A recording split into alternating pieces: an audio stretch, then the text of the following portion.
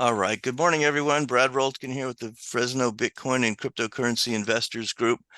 Today we're talking about the centralized exchanges, kind of getting a little update on which ones are still around, which ones we can use, which ones offer support for transferring funds from the fiat world, our bank accounts to the exchange and back. So hopefully, we can transfer some over there. Bitcoin hits it big, we can transfer some back and pay off our mortgages, or buy a Lamborghini or something like that, like they were doing back in the day. So I've got this spread or our kind of our spread, or not a spreadsheet, but our document up here. We're going to be making some notes. I did go through and just kind of started listing off some of the current exchanges, and we've talked about it before, but let me show you how I found these. Just as a reminder or a refresher. And I think I see Eric. Eric is in editing. I don't know if you can see him up here, but he hasn't joined the meeting yet. So hopefully he's going to jump in too.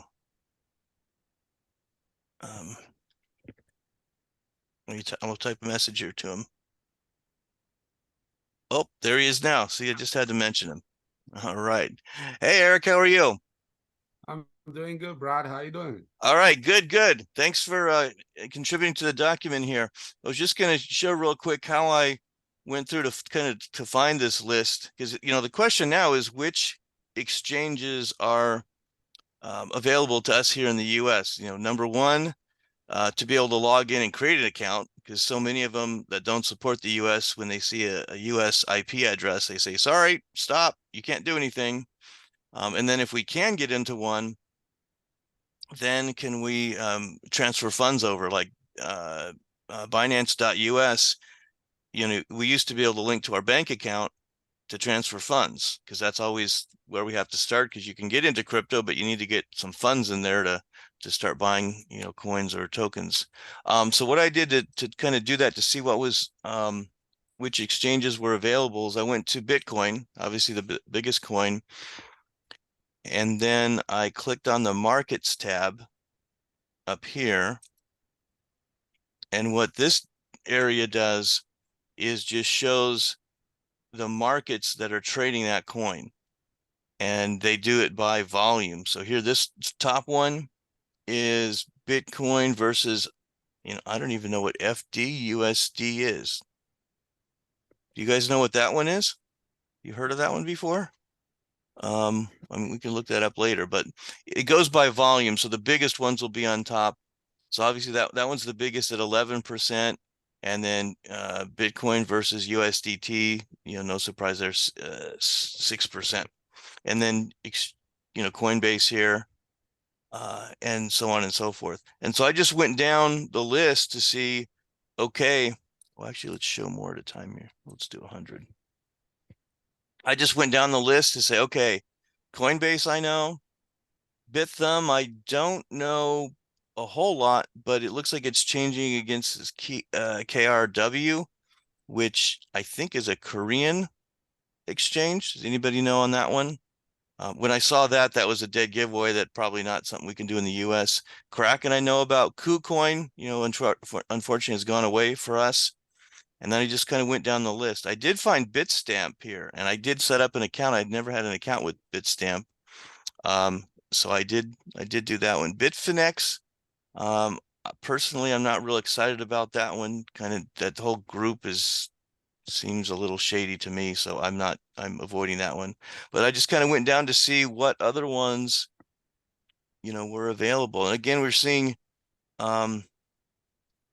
Kraken come up again. And on Kraken, they were one of the early exchanges, and the symbol they used for Bitcoin was actually XBT, which is obviously confusing if we're used to using BTC for Bitcoin, but that's what they use, and they still haven't changed, which I don't know why, but that's where we're at. So when we see these exchanges listed again, it's because that's a different trading pair. So with Kraken, for example, Kraken, you can transfer funds from your bank account, link a bank account. So when they say USD, that's literally just, buying with your cash balance in Kraken.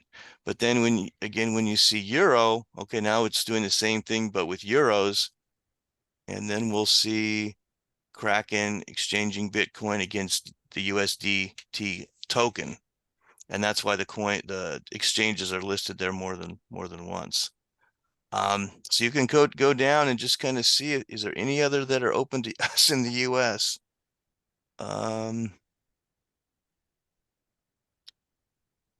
Yeah, and it's kind of sad. I don't even see Binance.us.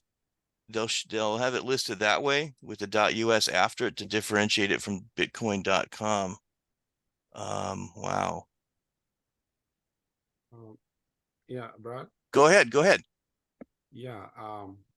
I think Binance, the US for a while now, they don't even accept you to be able to, because I used them in the past, but of late, when you try to purchase like coins from there, you are not even able to transfer money into Binance.us. So Right. it's really been, yeah. Yeah, and that was the big thing that they were good when they launched. They didn't have a whole lot of coins. The number of coins that they supported was not a lot, but you could transfer funds from your bank or do a wire transfer kind of thing. So yeah, I'm with you there. Um, that was the big thing for me. The surprising thing going through this list, what I didn't see, and I added back to my list just to have it on the list for today, was crypto.com.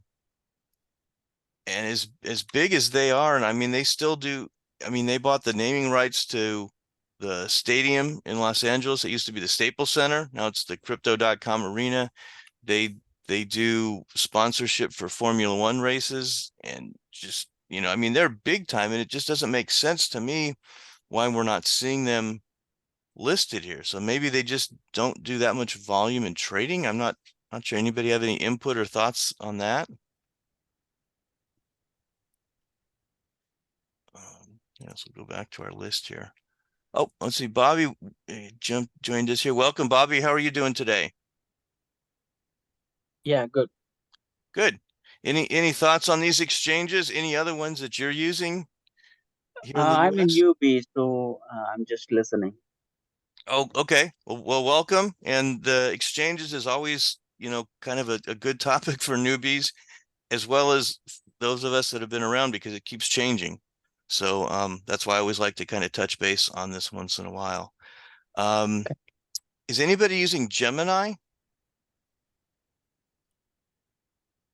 Um, I I clicked on Gemini at once, but it's kind of little not very user friendly.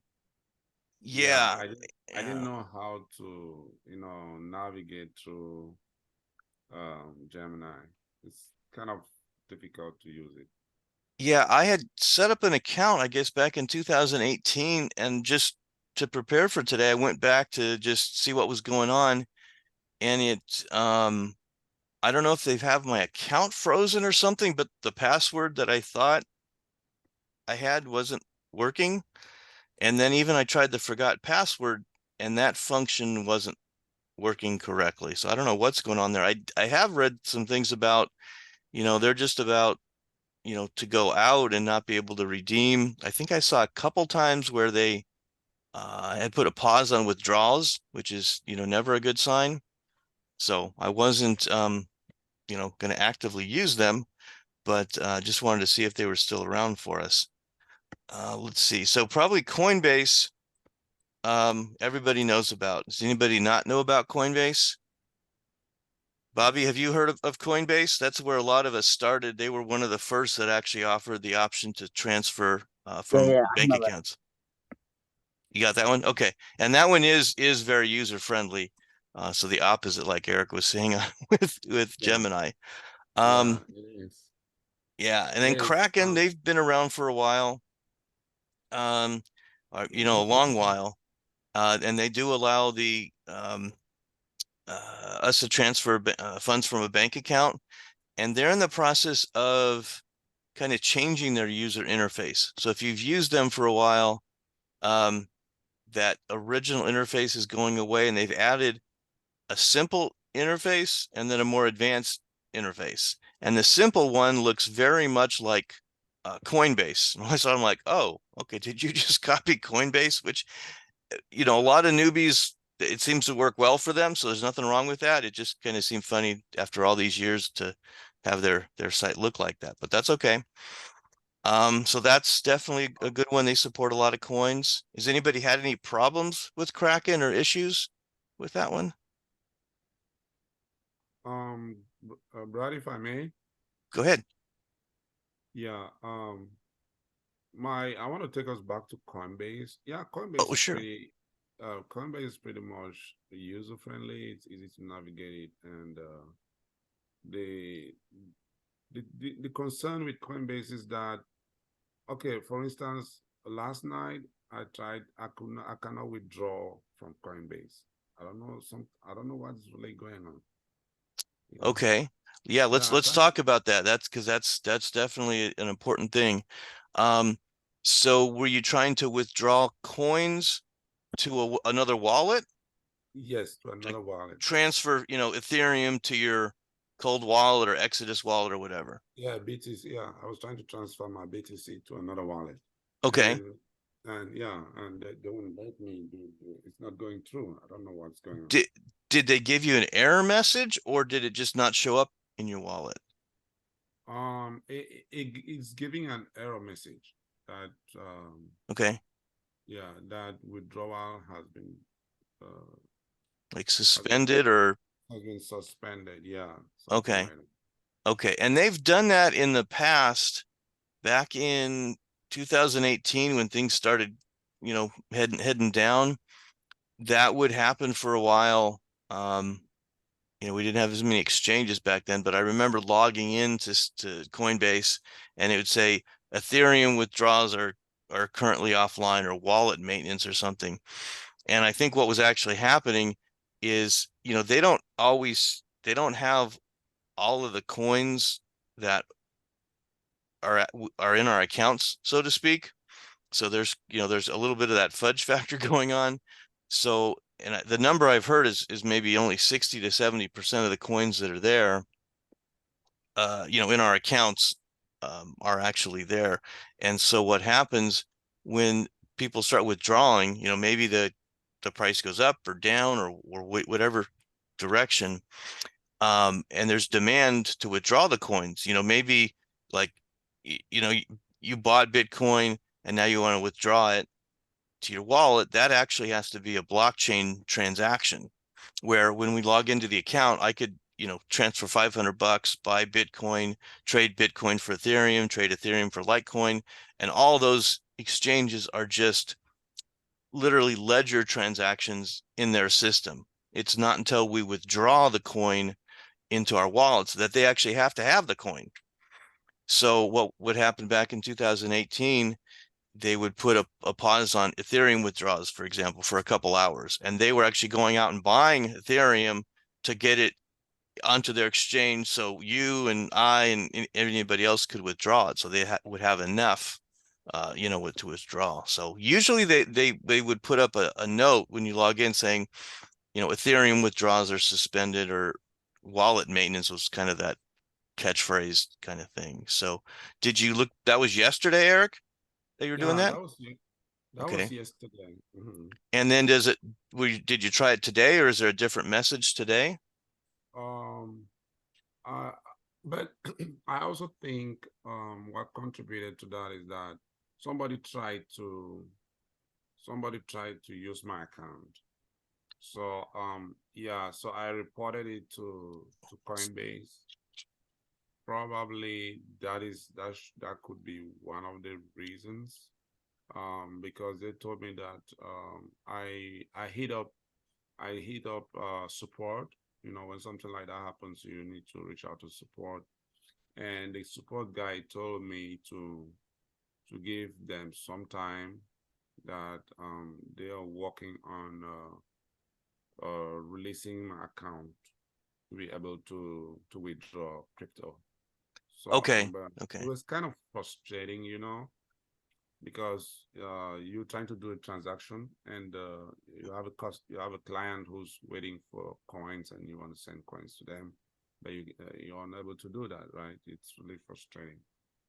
So my question is, among all these platforms you've mentioned, which is the best one to you that um people can trade? Because I'm a Bitcoiner. I mostly do Bitcoin, though I have some other coins like Dogecoin and the others. But I'm a fan of Bitcoin.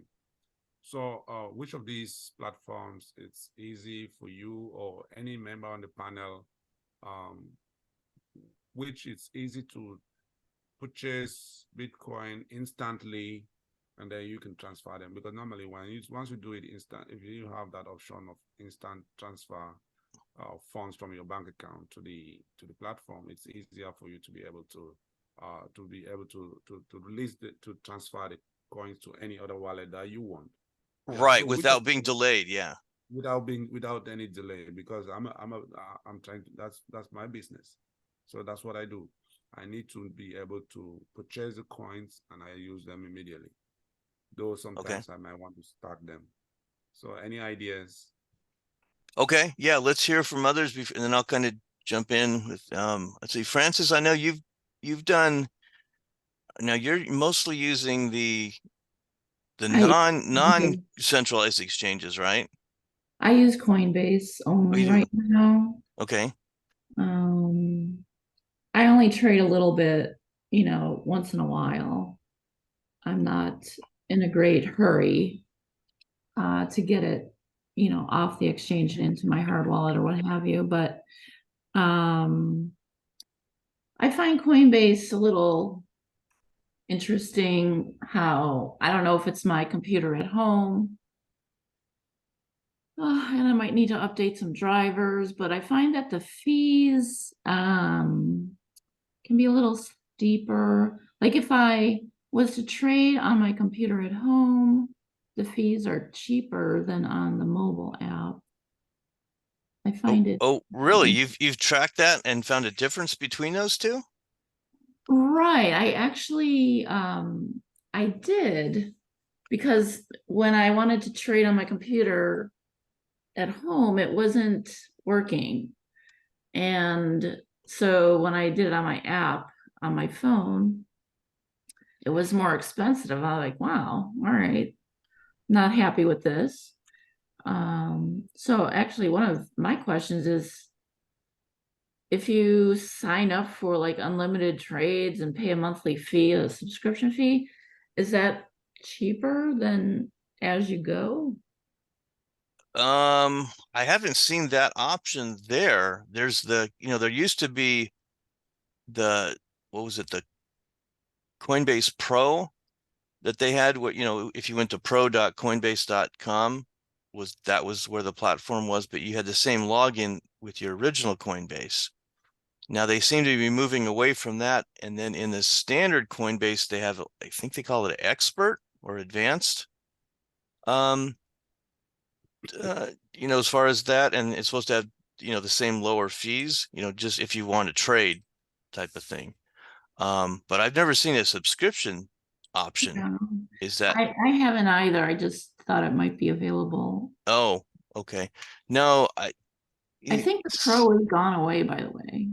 yeah, Hasn't it? I'm gonna log into my account and then I'll share it up here and just so we can get an update on that, because that's a good point. Yeah, they were trying to move away from the Pro onto their regular one. So let me bump this over here.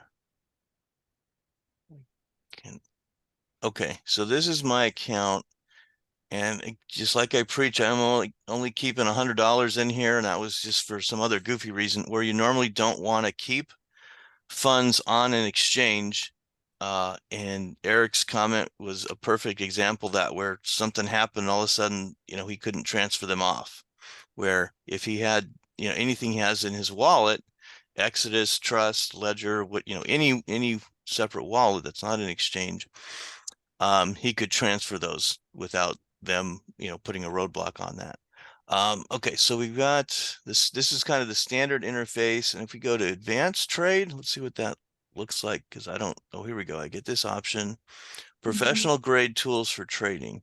Right, that's what I use. Yeah. And so then it looks like this. Whoa, no, I don't want that. Just trying to get rid of that on my screen.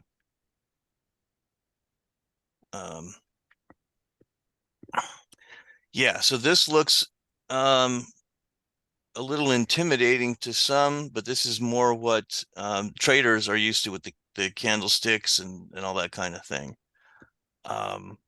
Have you looked at the difference between the fees on this advanced option and then the standard one? I think the advanced is cheaper. Yeah, that would make that's my But understanding as I well. use both the advanced on the phone app and also the computer. So Now, um, on the when you're doing the app on your phone, are you doing smaller amounts of trades? no, it's the same amount. Huh. Okay. And how much different is the fee? Is it, double or 10% more or Um, Actually, I could probably tell you. Give me a second. okay, because I've never heard that before. I'm Yeah, curious. I was wondering if there was a network fee change or something, that you're being charged for extra. Usually there's a little the fees vary because of the activity on the blockchain. And I know for like Ethereum and Bitcoin, people have said for the cheapest fees, if you do it early Sunday morning, that's the least the quietest time for crypto activity. And so then the fees theoretically should be lower. But I haven't, gotten up at 5 o'clock in the morning on a Sunday to trade, kind of thing. Yeah, the last time I traded it was a $50.63 fee. Okay. And on how much were you trading? I can Um, ask. a little over 3,000. Okay. Okay. So percentage wise, you're looking a little over, 1.5%, something like that. Yeah. Okay. I think that's not bad. Yeah. Yeah, because I think and what Francis just mentioned, it's a good thing. That's a great observation because sometimes we just go ahead and just purchase, just do the trade, we're not paying attention. She actually cashed that, and that is a good thing to mention here, so we can learn from it. And then, Brad, if I may ask you, let's stay back where you were. I want to ask you a Oh, question. sure. Yeah, go back to Coinbase. Yeah, I've rarely used this. What I use on Coinbase, I use what is Coinbase One, and I noticed I Oh, just subscribed to it like 2 months ago, and I noticed that when I was doing the purchase yesterday, there were no transaction fees. oh. Yeah, no, zero transaction fees. When I did a purchase yesterday, because if you can let me share my screen. Yeah, absolutely. Let me stop mine here. If I can stop share, there we go. Yeah, you should be able to. Go ahead. Okay.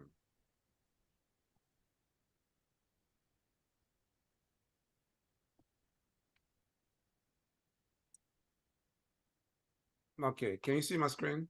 Yeah, it's coming up. We got it now. Yep. Okay. So yesterday, if you see, I did these purchases yesterday, and I noticed that when I purchased, let me go to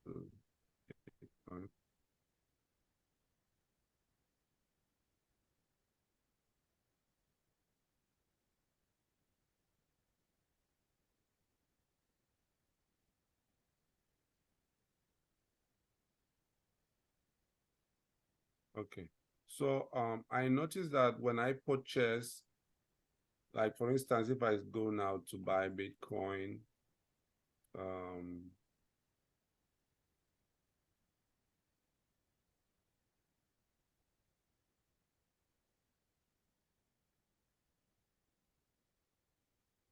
let me say $100.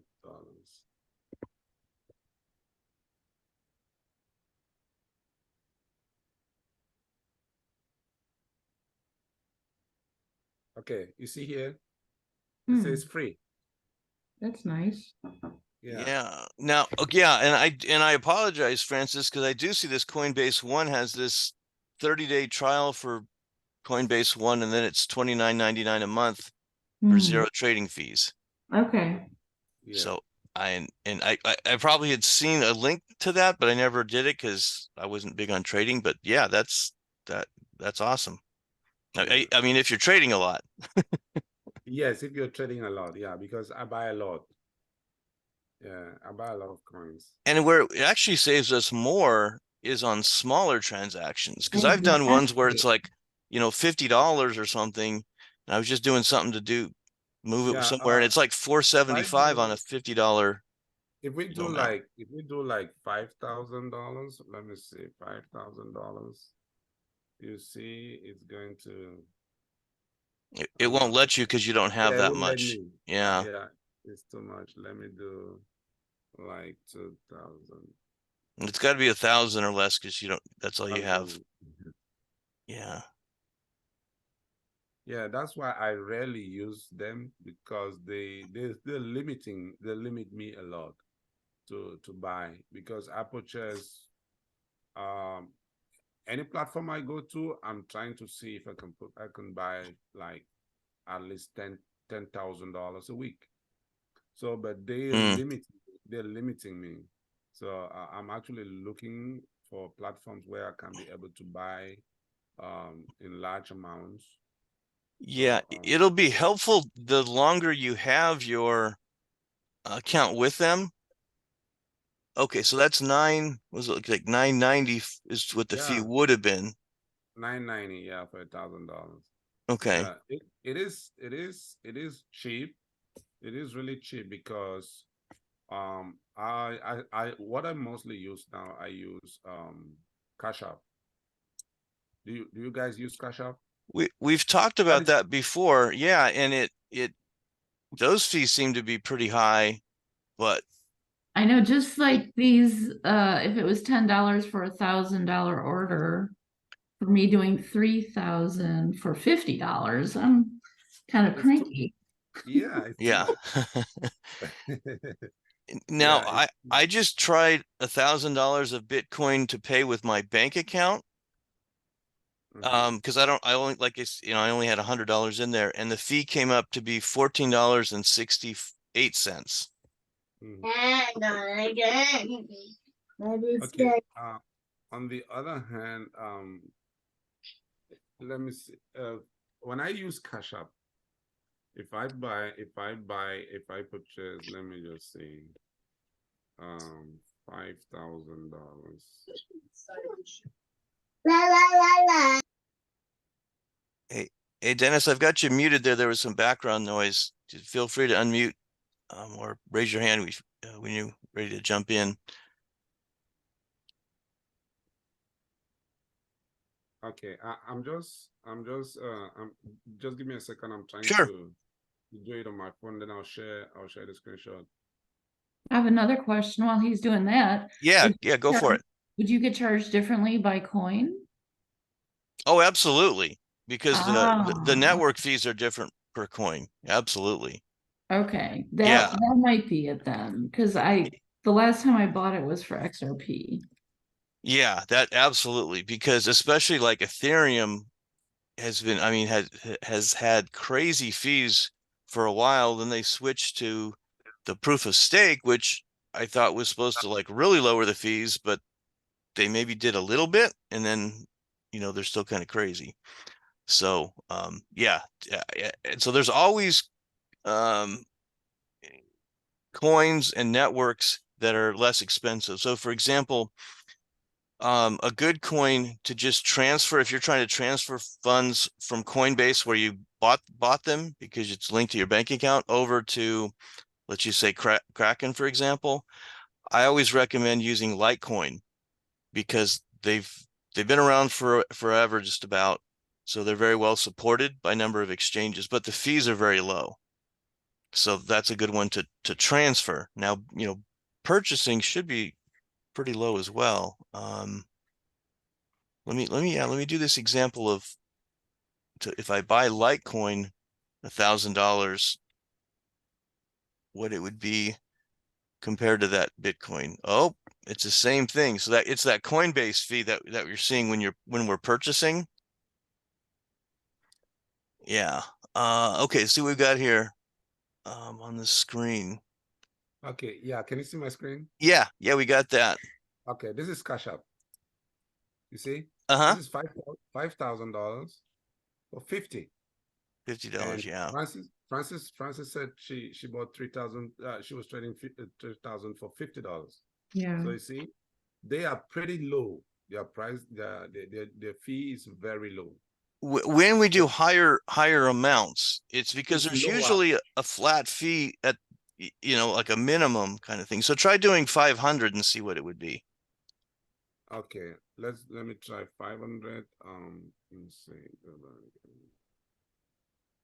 Because it's not a straight percent. And so once you do enough, I mean, if you try to buy $50, you're going to get The hosed. higher you go, the lower the fee.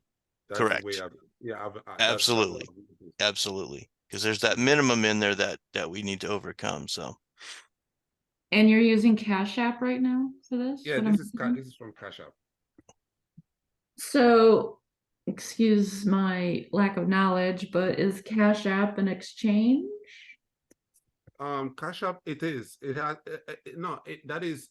They do have like an exchange. They have wallets where you can. Yeah, it's an exchange. it's It a is very different. it's a very limited exchange. They only support Bitcoin. I think at least the last time I looked, Yes. is that still the case? Yes. You Okay. can easily buy Bitcoin from there, and But they keep don't your. support other coins, Yeah, they don't support other coins. That's right? the thing. Yeah, they mostly deal with Isn't Bitcoin. Cash App basically a payment processor? That's what they've been trying. That's their goal. Yeah. So they're trying to, kind of like Venmo, or you go to a gas station and you pay with Cash App. That's kind of what they're trying to do. And they've added Bitcoin in there to have that as an option. Yeah, you can literally go in there and just buy your Bitcoin and transfer it to your wallet. That's it. They're really cheap.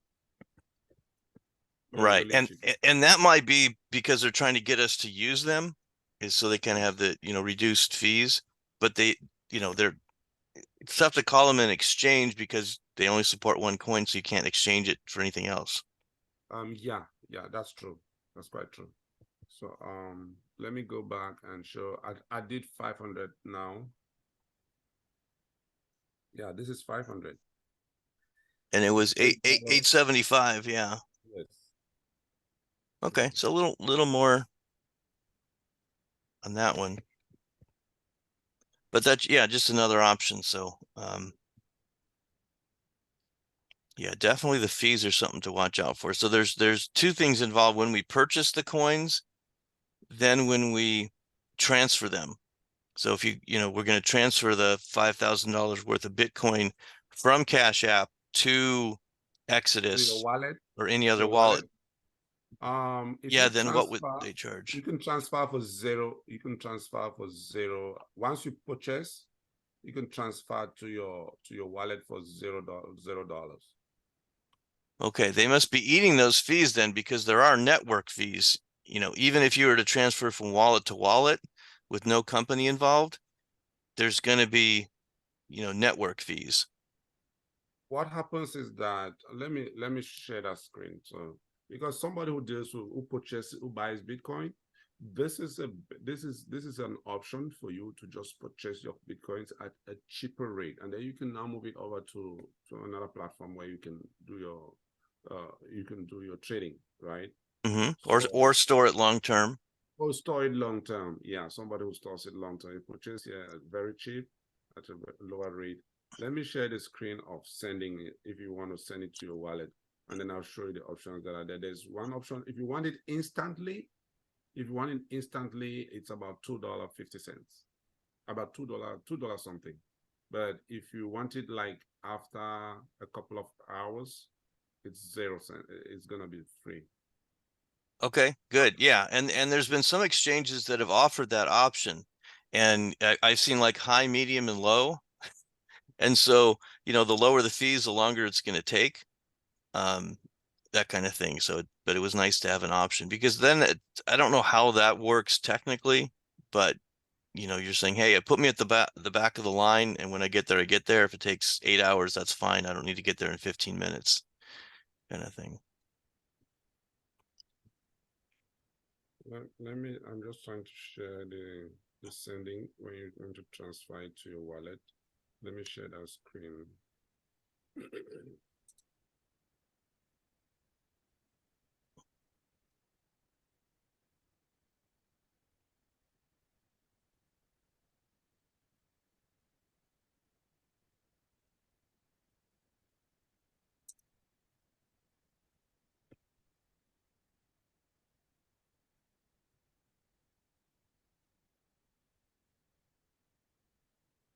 Okay, good. I'll share this now.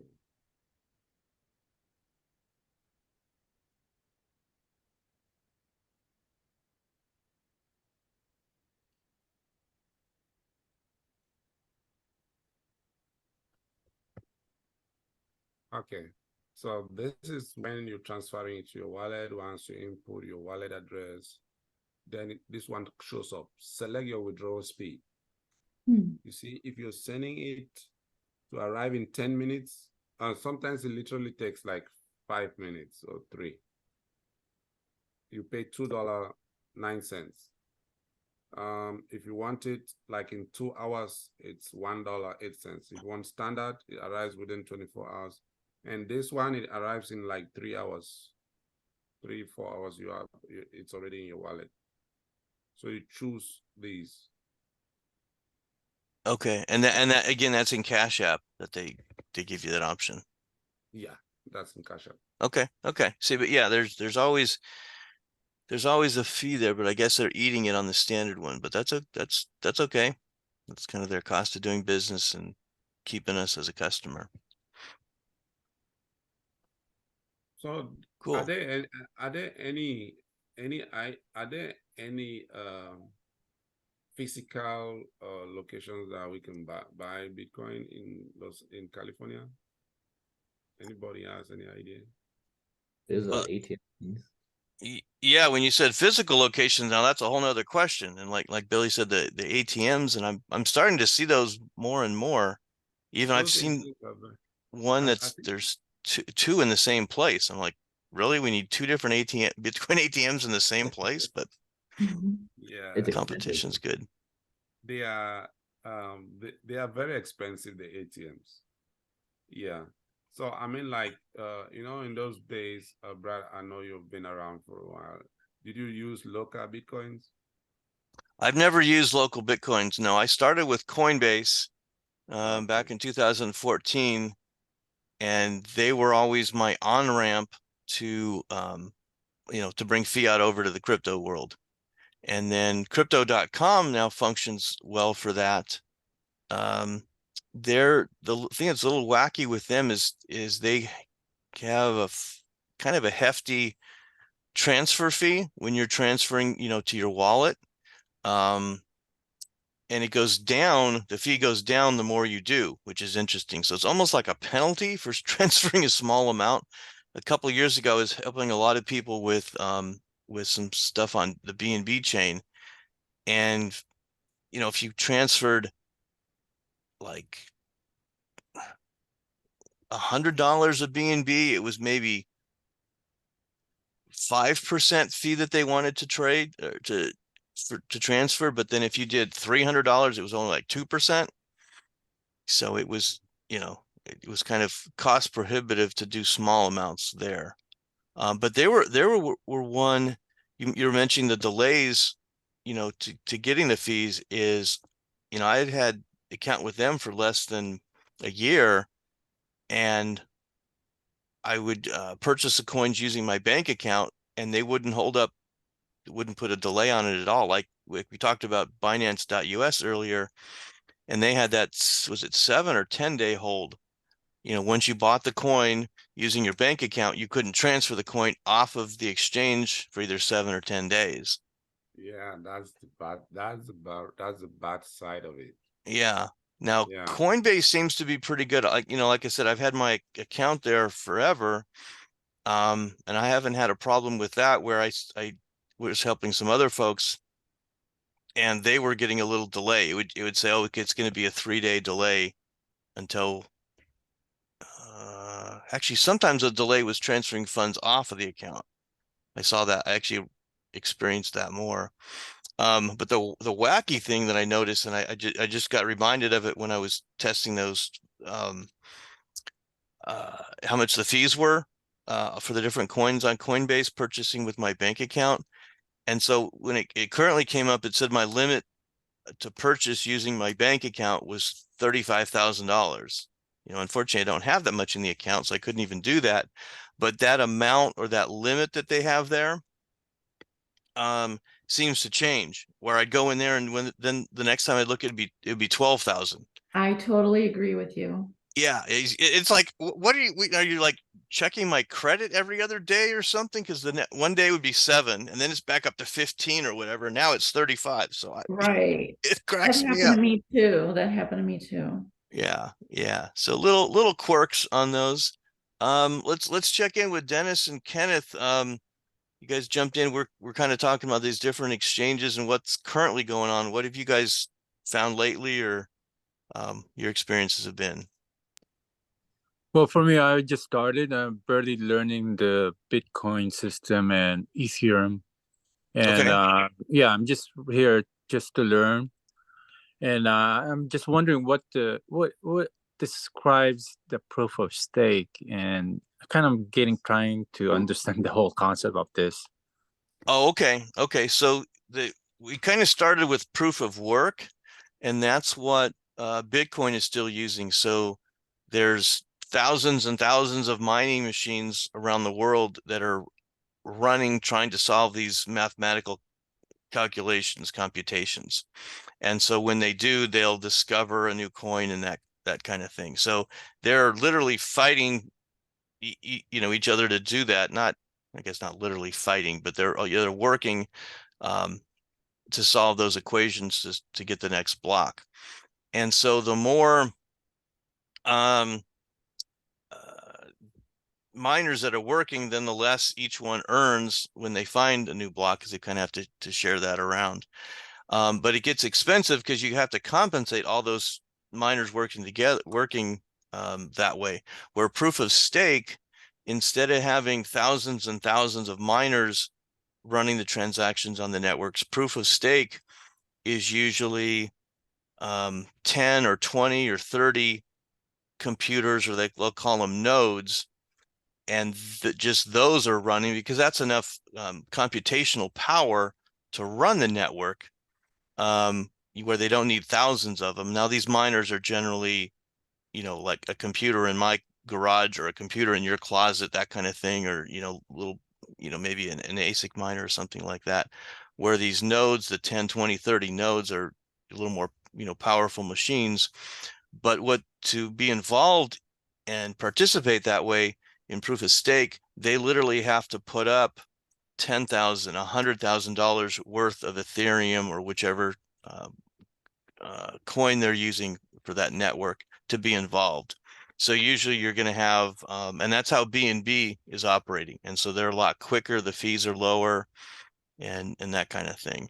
But and they usually select them by whoever's willing to pony up the most, or there's a lot, or I don't know how they select them, but it's some big players. So like Google is one of the nodes for BNB, and there's some other big players like that. Does that make sense?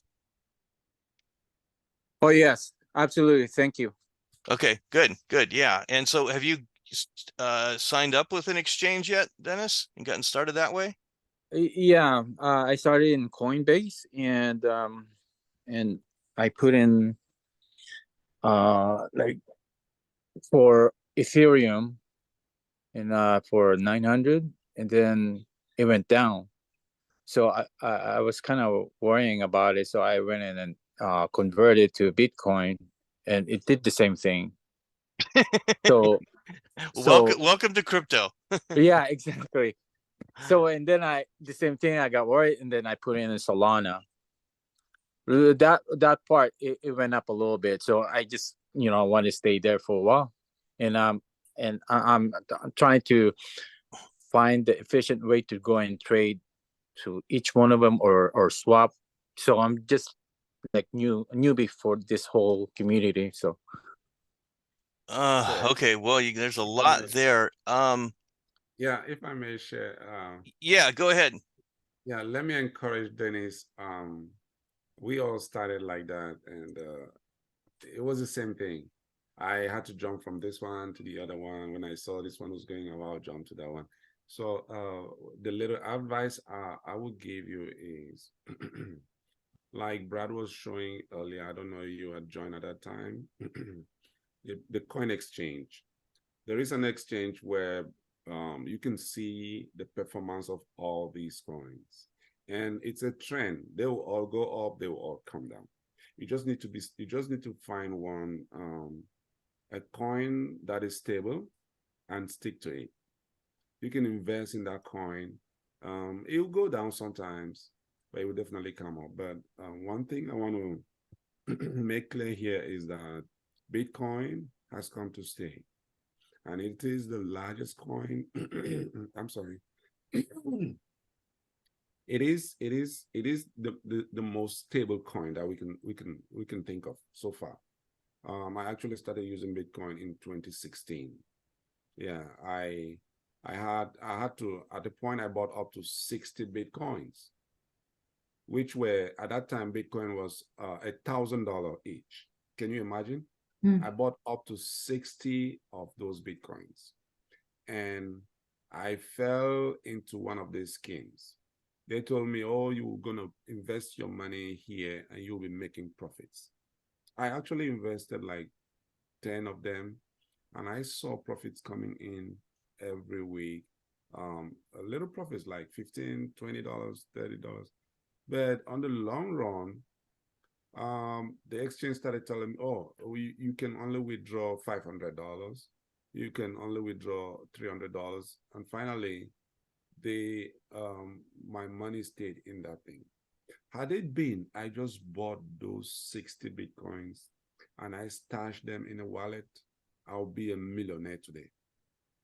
But because I fell for that, I lose almost 50,000 of that money.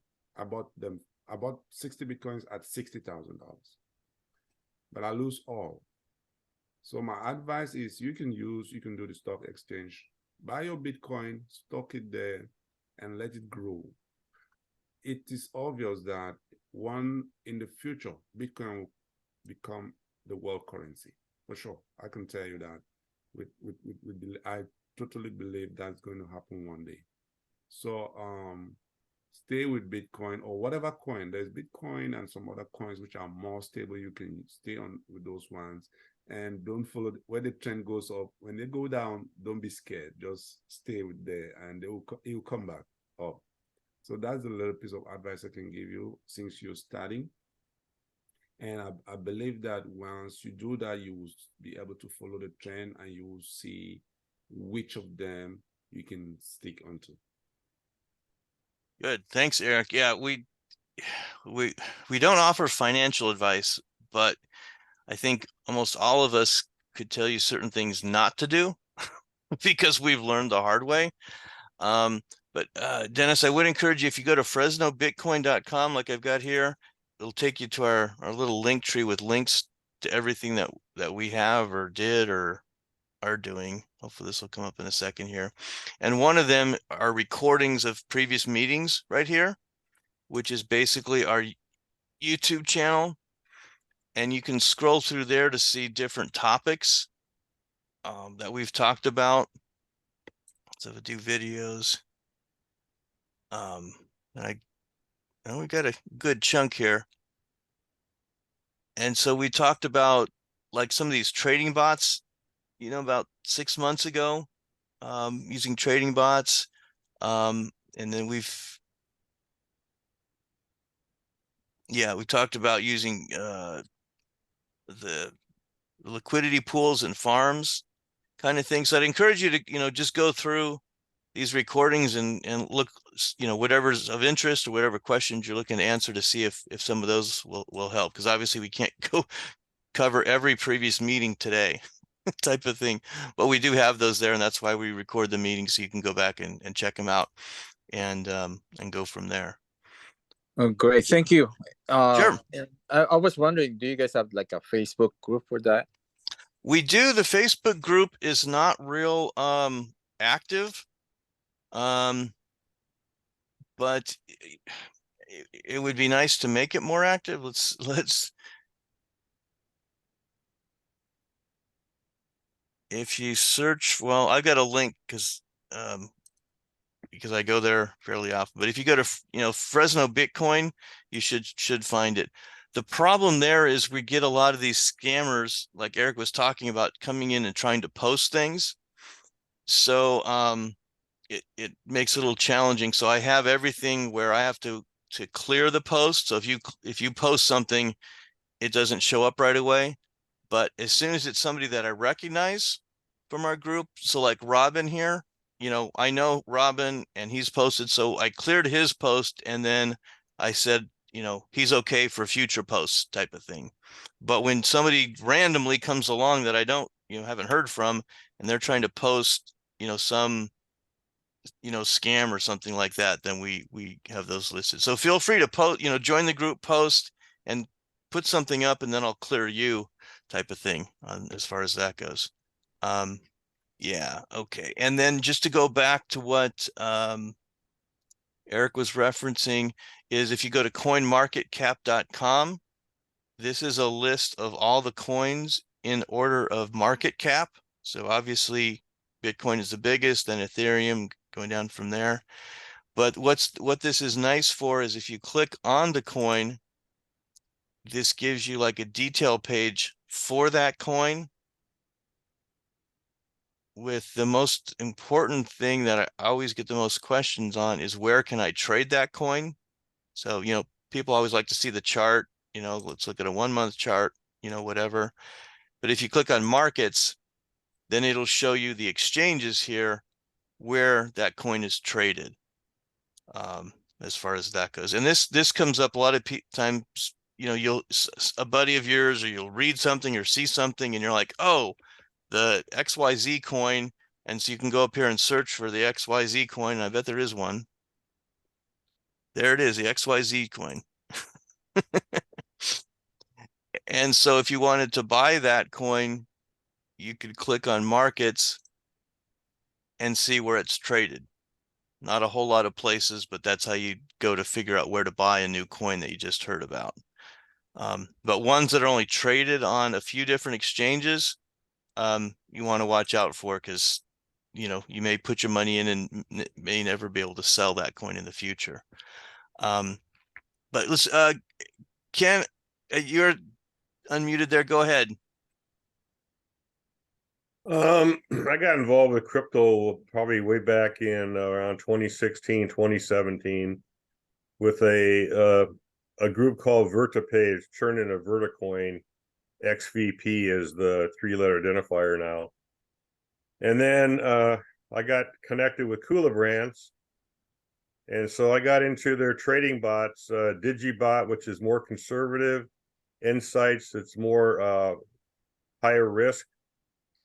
And so based on that, I've got accounts with Coinbase, Binance, Qcoin, and then Kraken is my primary centralized exchange for the 2 trading bots.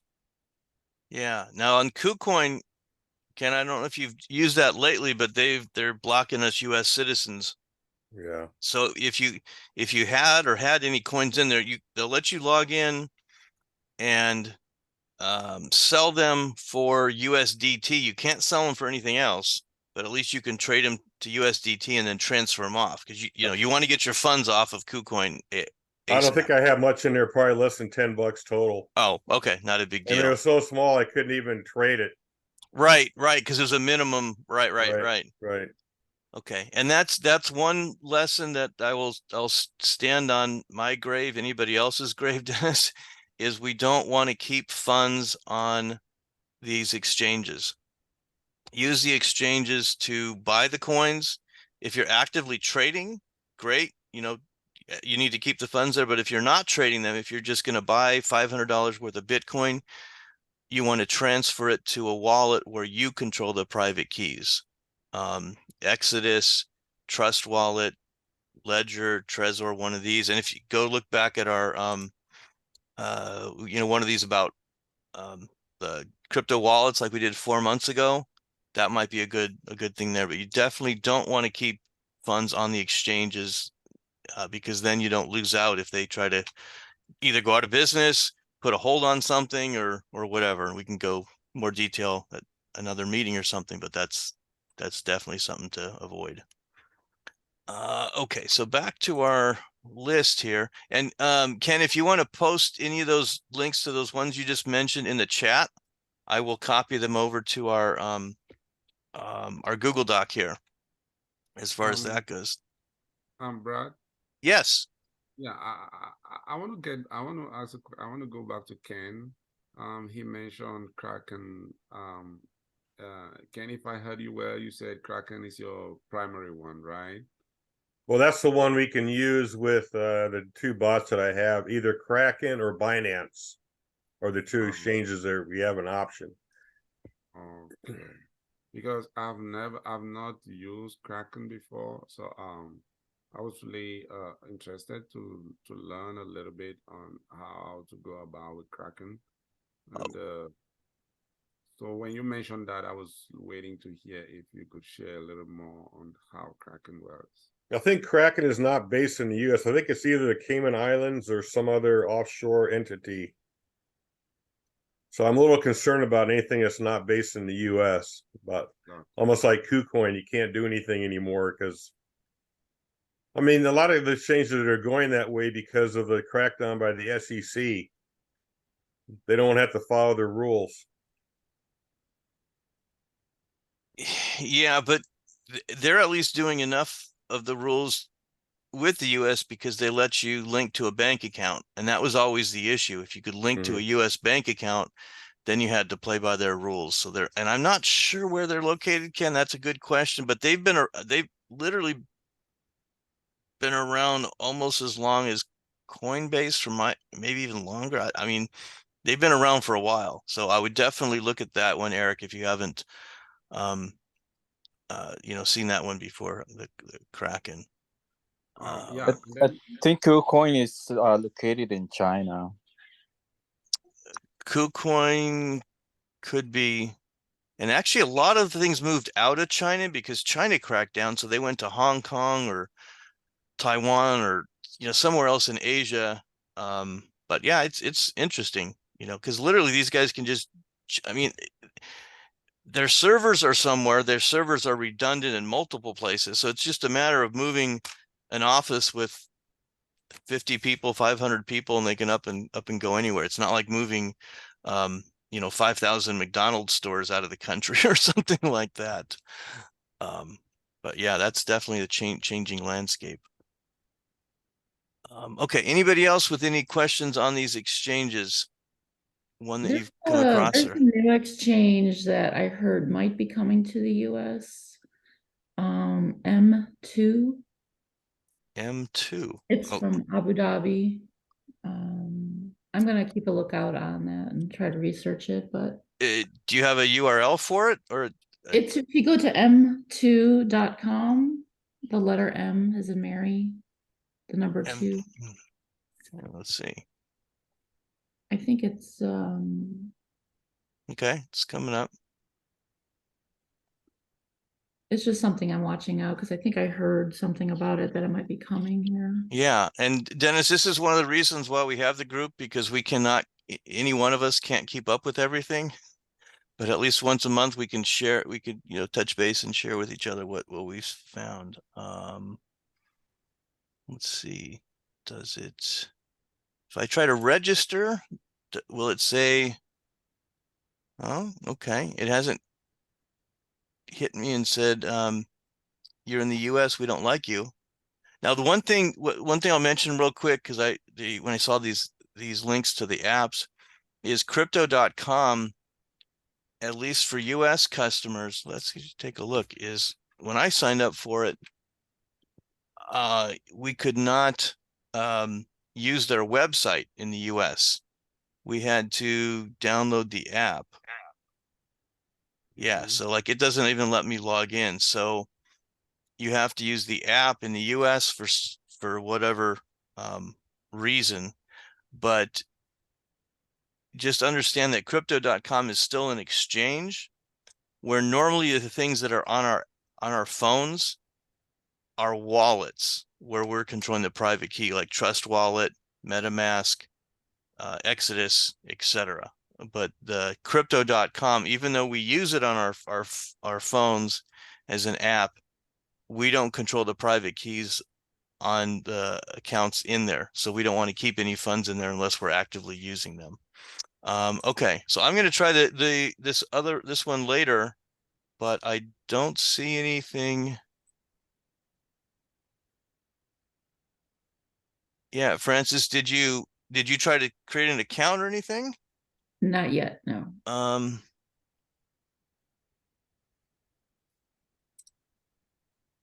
Yeah.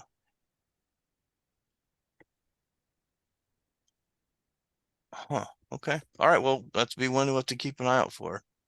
Do you have any? Oh, here's some news. Okay. I always don't like it when their latest news is from 2022, but here's something from a couple months ago, so that's good.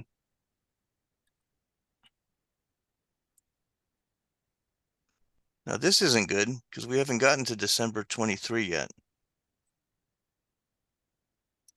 Okay. I think that is that should be looking to earn passive income with cryptocurrencies taking. I think that should be meetings that are coming up, something like that. Oh, okay. Am I looking at that wrong? Uh-huh. Okay. Coming soon. Oh, okay. Okay, Coming good. soon. Yeah. Got it. Got it. Okay. All right. Thank you for catching that. Yeah, we'll have to keep an eye on this one. The other back at Coin Market Cap here, once we see the markets, if you click on the that market, then we can get information about that market. So like here about Coin Tiger, blah blah blah blah blah. You can read all of that. And then there's links to the site, their fees, Twitter feed, that kind of thing. And then it shows the markets on their platform, what they're trading. So 21% of their volume on Coin Tiger is trading Bitcoin to USDT, and then these other ones. But what I don't know is how to find an exchange without finding the coins that it's trading first. Yeah, that doesn't work. What if we search for M2? That's just looking for coins. Yeah. Okay. I think you should go up to the tab and first of all select exchanges. Oh, there we go. Yeah. Okay. Exchanges. And Then can you can we search now. Yeah. now? Okay. It's still doing assets there. Oh, exchanges here. Instead of all, no results for M2. Okay. So like if we search for Tiger, we would see exchanges. Yeah. Yeah. Okay. So maybe they haven't gotten big enough to do that. We want to caution ourselves generally when we create an account at an exchange. The first thing is just going to be username and password, email and password, that kind of thing. Then they'll want to verify more information. So I wouldn't want to start putting in my social, my bank account, my address, and this kind of thing as this M2 without knowing more about them, because we don't know about them. Are they just a front to try to collect information and then take that and use that to create accounts in our names at other exchanges, that kind of thing. So be cautious there before we hear about something. I'd like to see like a review of M2 or it mentioned in a post at something like Cointelegraph is a good site for crypto news.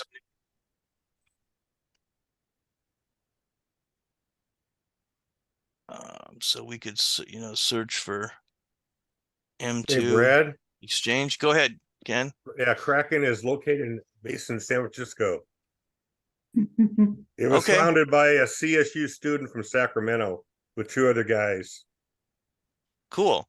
on Wikipedia anyway. That's what it says. So Okay. Okay. And that makes sense because, yeah. founded in 2011. So I was 12 years old. Wow. Wow. So that almost, I think, did Coinbase start in 2012? I mean, yeah, back in the day for sure. I'm just curious now on this exchange into It crypto. started, I think, maybe a few days ago.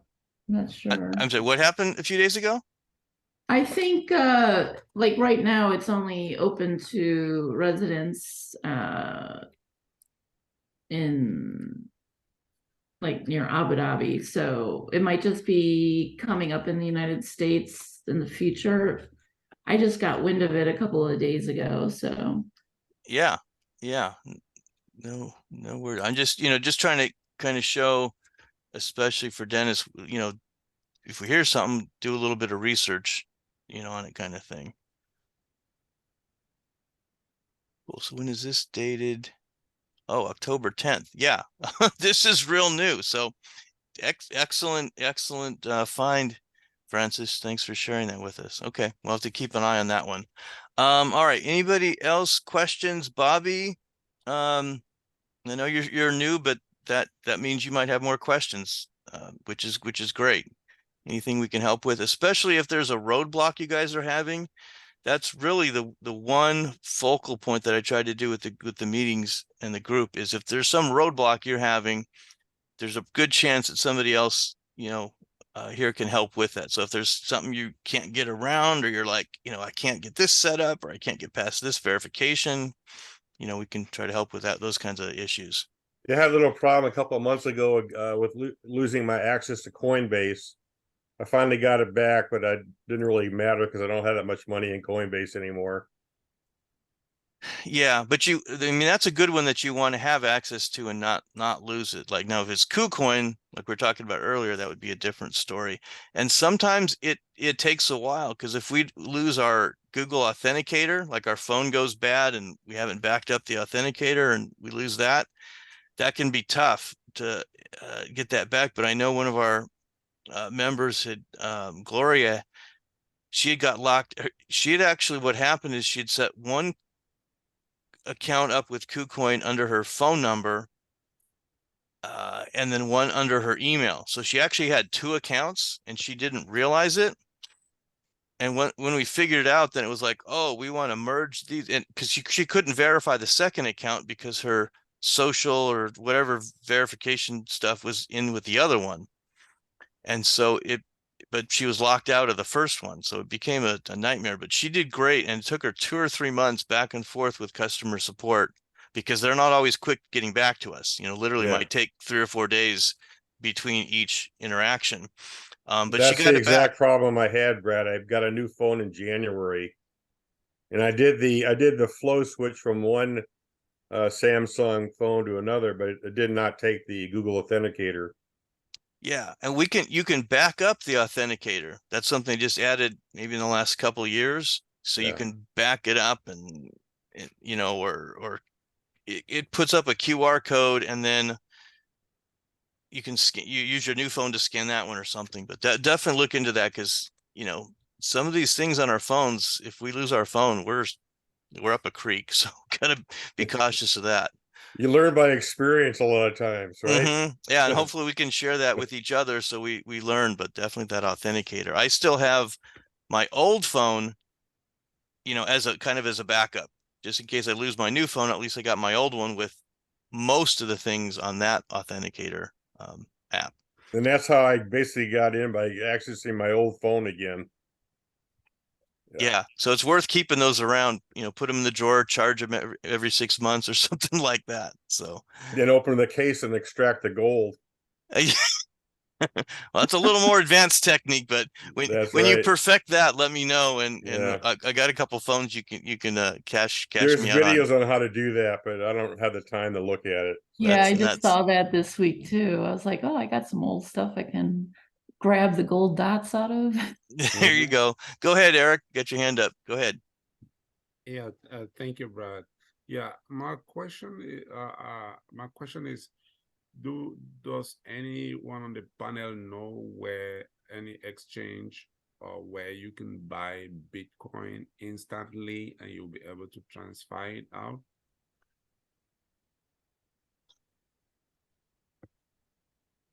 Crypto.com did that, and I've done that with Coinbase. I haven't done, done maybe, 500, 1,000. I haven't done 5, 10,000 at a time. Yeah, I'm looking for options because, like I said, I couldn't transfer from last night. I purchased for like 2,500 on Coinbase, and I could not transfer it out, on which I need the coin. When I buy, I need to transfer it to my wallet. Right, but you So- said that the issue Okay. there was because somebody maybe had hacked your account or there was Yes, issues there. yes. Okay. So I Yes. think once you get that resolved, you'll be okay there. Yeah, so I was just inquiring if there's any other exchanges that anyone knows that they are legit, that you can like purchase instantly and you'll be able to transfer. Because like you said earlier, Brad, a couple of them you purchase, they'll tell you, oh, your coins will be ready in a couple of days and stuff like that. Yeah. So I Yeah. want instant purchase and you can transfer them instantly. Would Yeah. Brad, would the way to go on that to go to Coin Market Cap or Coin Gecko and see what exchanges deal with Bitcoin and go through each one and find out what their rules are?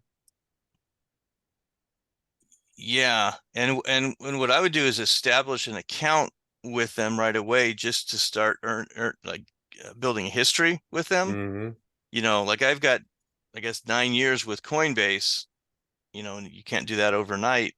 Even though I haven't done a lot volume wise, I've been consistent, and linked a couple bank accounts to them and that kind of thing. And another thing, when we are linking bank accounts, if you have an option to link a secondary account, like the account where my mortgage comes out of, I don't have that linked to anything crypto type of things, but I have a kind of a goofy credit union account that I had to set up because I got a loan for a car because they were cheaper than everybody else. And so I kind of use that for some crypto stuff, just because if all of a sudden the bank says, oh no, we don't like you, we're going to freeze your assets because you're linking to a crypto account, I don't want to mess up my, important transactions every month. But yeah, good call, Ken. Just kind of go through the list here.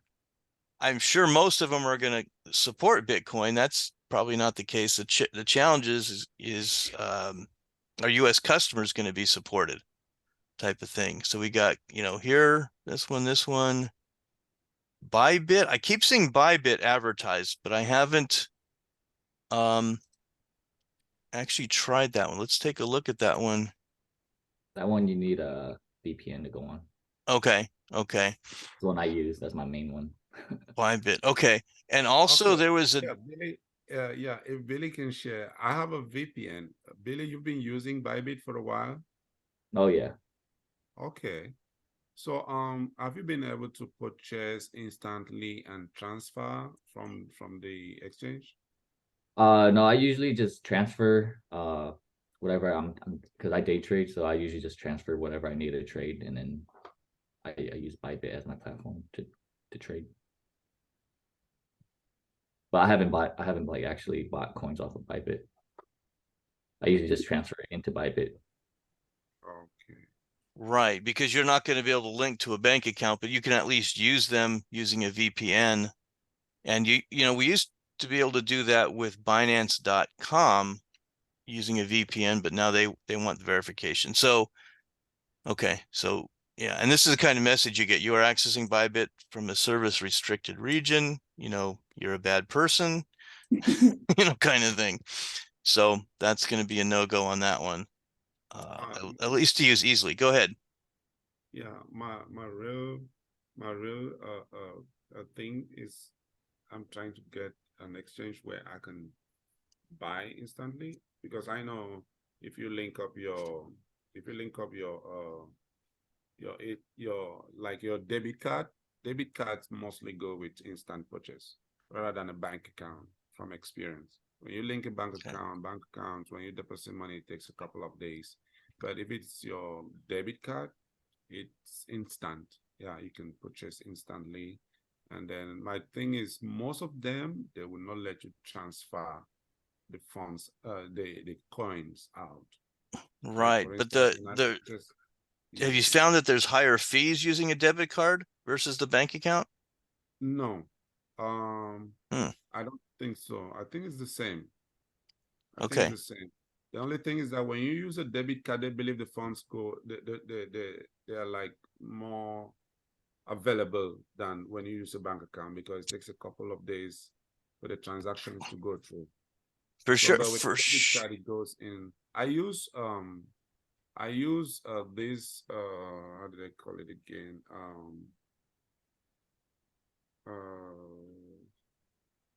Robinhood too. Yeah, Robinhood. Robinhood is another exchange which is good. The fees are also pretty cheap. And when I purchase, you can get like $1,000. You can purchase for like $1,000 daily. You can buy there for $1,000 daily, and then you get it instantly. You can transfer it to your wallet instantly. Okay, and you can actually transfer the coins off of Robinhood. Instantly. Okay. As long as you've been verified, you've gone through the verification process, and then you're using your debit card, you can purchase now and transfer them the next minute to your wallet, which is Okay. pretty good. Okay, They're just because limited. They're limited. I need more than that. okay. Mhm. Because for a while, Robinhood with their crypto, they weren't actually doing crypto on the blockchain. It was just paper trading. So you couldn't transfer coins off, and you couldn't transfer coins to your account at Robinhood. When was that? Probably at least 2 years ago and prior. No, they're good. They're good right now. You They're can do. okay, You good. can, yeah. Because I think I set up an account with them, and there was another one, and I was like, okay, let me transfer my Ethereum to you, or what, whatever, and they didn't have that option. It was like you could only purchase it, with bank account or debit card, whatever. Yeah, I'm curious as to when that changed. Yeah, well, it's good to hear that it's now, because I mean, it was a joke. It's like, well, if you can't transfer crypto on or off, it's like all you're doing is paper trading. So that was kind of a joke. But that's good that they've changed that. And I think when PayPal originally started, they were doing the same paper trading, but I think now you can actually transfer on and off crypto there as well. Okay. Any other thoughts or questions, guys? I have a question, Brad. Yeah. All the exchanges you listed, are you able to trade with leverage? I don't know. That's not something that I've gotten into, and we haven't really talked about that in the past. I know KuCoin, you could do that. Yes. Yeah. Any other exchanges you guys know that you can do leverage? Use leverage on? Yeah. Overall, we haven't been a group that's been big on trading.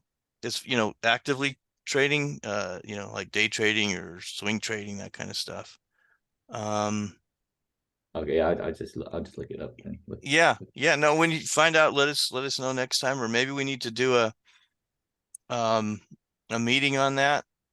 And anytime you guys have suggestions or thoughts on topics, let me know. I know I've gotten a few from people in the past. I'm like, oh yeah, either it hasn't come up or I never thought of it. And so it was great that the person suggested that, because they were good topics. So we're always open to that. Okay. Let's see. Anybody else? Susan, if you had anything to throw into chat, if you had any questions or anything we can help with, feel free to do that. Dennis, anything else? Or Bobby? I know you guys are newbies, but that's okay. That's why we're here. So pretty soon you'll be experts. At least that's the goal. And also, I didn't ask earlier, Dennis, where are you from? Are you in the Fresno area? No, I'm in Orange County. Orange County. Okay, well, welcome. We do also meet once a month in person over at me and Ed's. We have Crypto Talk. It's going to be a week from tomorrow, so just want to make sure everybody is aware of that. And Would you guys be going like different places or something like that? no, we don't go to we kind of started here in Fresno prior to COVID, and then once COVID hit, we went on Zoom, which kind of I think actually made the meetings in the group better because we had a wider variety of people. And then we started meeting in person again, so we're kind of doing it both ways just to have that face-to-face interaction as well. And it was good. The meeting last month, we had a couple folks from a public relations firm come and talk to us about crypto regulation. I actually was working with them for a few months prior to that, talked to one of our legislatures staffers, Jim Costa's staffer back in Washington, about crypto legislation. So we're kind of trying to get involved there to see if there's things we can do and learn more about it that way. But that was something we did in person last month. Yeah, let's see. Oh, we lost Bobby. Eric, where are you from? Oh, you're muted, sir. I'm in Los Angeles. Oh, Los Angeles. Okay.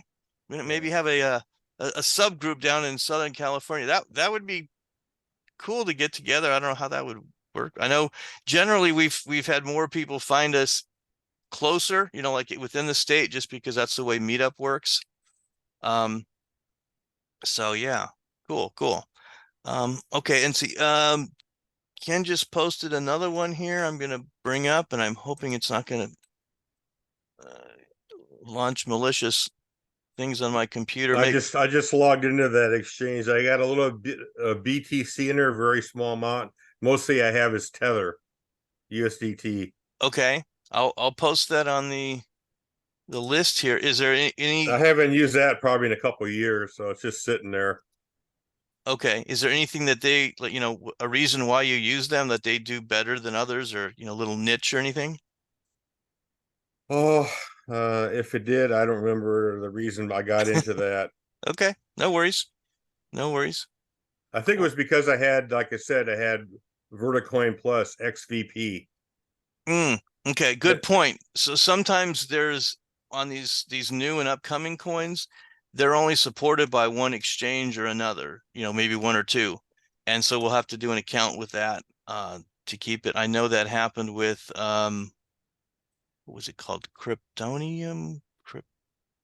There was one, it was out of New Zealand, and it had a couple coins that it supported that I was interested in, and I never transferred the coins off, and they got shut down, and I lost. It was about $50. Obviously not a lot of money, but going through that process, I had that same sinking feeling, bad feeling that, oh, I lost out because the exchange went down. And that was enough for me, to pound into my head, never leave the coins on an exchange, type of things. Just that was my personal reminder. Cryptopedia, I think it was. Anyway, whatever. It hasn't been around for years. Anyway, the XVP I got involved with them because they used the X11 protocol. They were a hybrid before anybody else was. They're a proof of work and proof of stake at the same time. Together. Okay. Yes. When did they start doing that? I'm saying 2017. Maybe we went back to 2014. I don't know exactly what year they started, but it might have been 9 years ago. That almost seems. I'll let you know the next time we have a meetup. Exactly. Okay. Yeah, that'd be interesting because that's interesting. But they're a very small coin. It's like penny stock. Yeah, but if you have a couple and and it hits big, you know, it can be a good thing. So Well, cool. right now I had a Windows app. I was supposed to be doing some staking, but I can't get it to work on my laptop.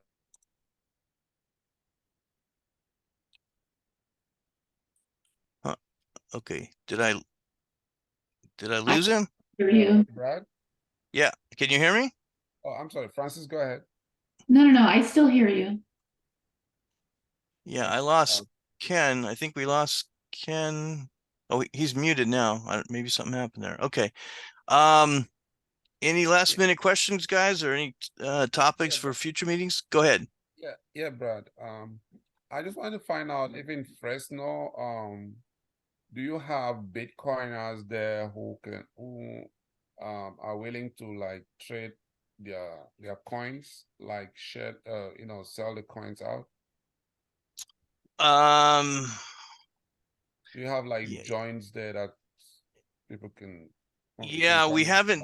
buy? There was somebody at the last meeting that had in person that had done that. Billy, do you remember that? Who was talking about that? Wait, what was the question? That as people that were willing to trade Bitcoin in person, kind of like the local Bitcoin Oh, I'm thing. not sure. Yeah. Um, hmm. Yeah. Not, I guess the answer is not really. Eric, sorry about that.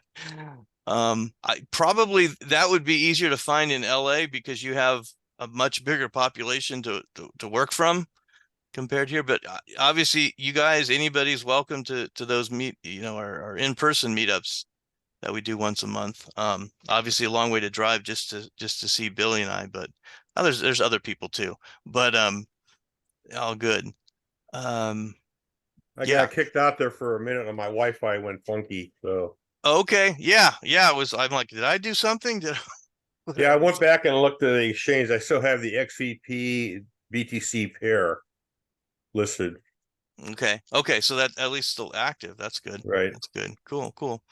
Okay, guys. If nothing else, we'll call it a meeting. We'll get this recording up here, and Dennis and Bobby, check out those other past meetings for some other topics, and feel free to post questions on the Facebook page or on the in the comments here on the event page where we go, or let's see, I don't know if I'm logged in. I'm not logged in, so it doesn't show up. But if you're logged into Meetup here, there will be a area where you can leave comments on this particular meeting or on the main page for the group. You can post comments there as well, and we can chat with each other and send personal messages, private messages to each other through Meetup as well. So Reminder, Brad, that anybody that had a file extension on their taxes, it's due on Monday.